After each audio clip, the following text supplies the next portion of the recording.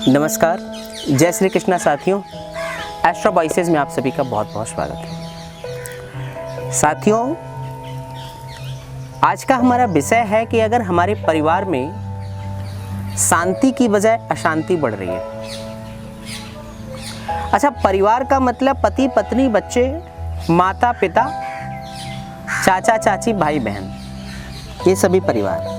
हालांकि वर्तमान समय में एकल परिवार का प्रचलन ज़्यादा है और संयुक्त परिवार का प्रचलन कम है। लेकिन साथियों, परिवार में अशांति संयुक्त परिवार में भी हो सकती है और एकल परिवार में भी हो सकती है। तो अपने घर में अगर अशांति बढ़ रही है तो उस अशांति को कम करने के लिए या बिल्कुल समाप्त करने के लिए हमें क्या करना चाहिए? अच्छा, अशांति के कई कारण हो सकते हैं और पति पत्नी पर आरोप लगाए, पति पत्नी पर आरोप लगाए, बच्चे पापा से, मम्मी से लड़ें, सास बहू की लड़ाइयाँ हों, तो कहीं ना कहीं ये मान के चलना चाहिए कि हमारे घर के या तो वास्तु में दोष है या किसी न किसी की कुंडली में कुछ ऐसे ग्रह बैठे हुए हैं जो कि शांति को भंग करने का काम कर रहा है। तो हमें दो क्षेत्रों में काम करना पड़ेगा। एक तो आपके घर का वास्तु भी ठीक होना चाहिए और दूसरे नंबर की बात, जो नकारात्मक शक्तियां अगर किसी की कुंडली में हैं, प्रभाव के कारण पूरे पारिवारिक जीवन पर प्रभाव डाल रही हैं, तो उसको भी समाप्त करना पड़ेगा। ये नहीं पता लगाना कि किसकी कुंडली में कौन सी नकारात्मक शक्ति है। कहीं भी नकारात्मक शक्ति होगी तो जो मैं उपाय बताने वाला हूँ उसको करने के बाद में वो नकारात्मक शक्ति गायब होगी और आपके घर में सुख शांति की वृद्धि होगी। तो साथियों, पहली बात तो ये देखिए, अगर पति पत्नी के बीच में विवाद चल रहा है, पति पत्नी के बीच में तालमेल नहीं है, तो एक चीज पे गौर करिएगा। एक तो आपका जहाँ बेडरूम है ना, उस बेडरूम में किसी प्रकार का कोई शीशा नहीं होना चाहिए और खास तौर से आपके सर के पीछे या सर के बिल्कुल ही आगे कोई शीशा नहीं होना चाहिए। उसको हटा दीजिए या ढक दीजिए। दूसरी बात, आपके बेडरूम में तस्वीरें भी बहुत कुछ मायने रखती हैं। अगर बेडरूम में कोई तस्वीर अगर आपको लगानी है तो या तो एक माँ एक बच्चे को लिए हुए हो ऐसी तस्वीर लगाइए,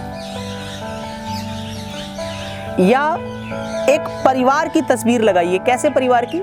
महादेव भगवान भोलेनाथ के परिवार की तस्वीर लगाइए। देवताओं में अगर किसी का परिवार पूर्णतः परिवार है तो वो भोलेनाथ महादेव बाबा, माँ पार्वती, भोले बाबा और श्री गणेश भगवान, इनकी एक संयुक्त फोटो ला करके बेडरूम में चिपकाइए। इससे भी आपको काफ़ी राहत मिलेगी। और अगर विवाद पति पत्नी के बीच बहुत ज़्यादा बढ़ गया है, बहुत ज़्यादा, मतलब अब ऐसी स्थिति आ गई है कि आप दोनों अलग हो सकते हैं पर होना नहीं चाहते हैं, तो इसके लिए उपाय यह है कि आपको भगवान भोलेनाथ और माता पार्वती की एक संयुक्त ऐसा मंदिर ढूंढना है जिसमें माता पार्वती और भोलेनाथ दोनों, और एक लाल धागे से जो कलावा होता है हाथ में बांधते हैं, उस कलावे से उनको 7 बार मंगलवार के दिन, ये उपाय आपको मंगलवार के दिन करना है, उनको लपेटना है और अपने घर में शांति की और पति पत्नी के बीच में रिश्तों में मधुरता है इसकी कामना करनी है। ये आप जैसे ही करना शुरू करेंगे, जो नकारात्मक ऊर्जा है वो समाप्त होना शुरू हो जाएगी और आपके पति पत्नी के बीच में जो विवाद चल रहा है ना, वो धीरे धीरे सुलझ जाएगा। अब दूसरे मुद्दे पर आते हैं कि पूरे परिवार में अगर कलेश चल रहा है, सास की बहू से नहीं पटती है, बेटे की पापा से नहीं पटती है, पति की पत्नी से नहीं पटती है, नहीं पूरा परिवार ही अस्त व्यस्त है, कोई काम नहीं बनते परिवार में, घर में घुसते ही कलेश चालू, तू मैं, लड़ाई झगड़ा, अशांति। अगर इस प्रकार का माहौल फैला हुआ है तो फिर क्या करें? इसके लिए बहुत रामबाण उपाय मैं आपको बताता हूँ साथियों। आपको अपने घर में सुंदरकांड का पाठ शुरू कर देना चाहिए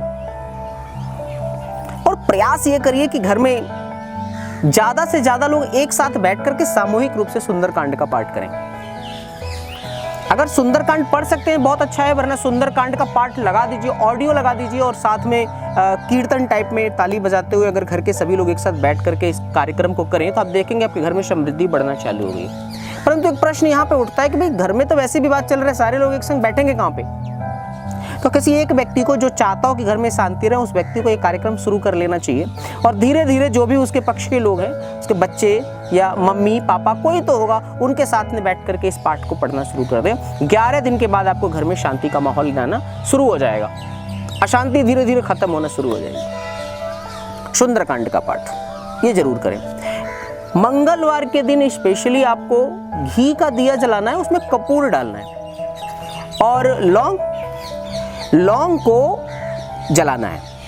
लौंग से हनुमान जी की आरती करनी है। लौंग और कपूर लेना है एक प्लेट में और जलाना है, और लौंग और कपूर से हनुमान जी की आरती करनी है, और घी का दिया जो जलाना है उसमें भी कपूर और लौंग दिए के अंदर भी डाल देना है। ऐसा आपको मंगलवार के दिन और शनिवार के दिन तो जरूर करना है घर में। और सुंदरकांड का पाठ करना है। आप इस कार्यक्रम को शुरू करें। अच्छा, बहुत अच्छा होगा अगर आपके घर में झाल है, बजाने वाली झाल, ढोलक है, और उसका भी इस्तेमाल करें। आपको जरूरी नहीं है कि बहुत बढ़िया कार्यक्रम आप अपने घर में करें। घर के लोग आपस में मिल करके किसी भी प्रकार से ताली बजा करके, झाल बजा करके, ढोलक बजा करके अगर इस प्रकार से सुंदरकांड का पाठ करेंगे तो आप कुछ ही दिनों में, और मैं तो एक टाइम लाइन आपको देता हूं कि 11 दिन के अंदर अंदर आप देखोगे कि आपके घर में शांति का प्रभाव बढ़ता जाएगा और अशांति धीरे धीरे समाप्त हो जाएगी। तो साथियों, इन उपायों को करके देखिए और अपने घर में शांति और सुख का वातावरण बनाएं। और ये उपाय निश्चित ही आपके घर में सुख, समृद्धि और शांति बनाने में बहुत बड़ा मददगार साबित होगा। उम्मीद करता हूं कि आप इसके प्रभाव से लाभान्वित होंगे। साथी, नमस्कार, जय श्री कृष्ण।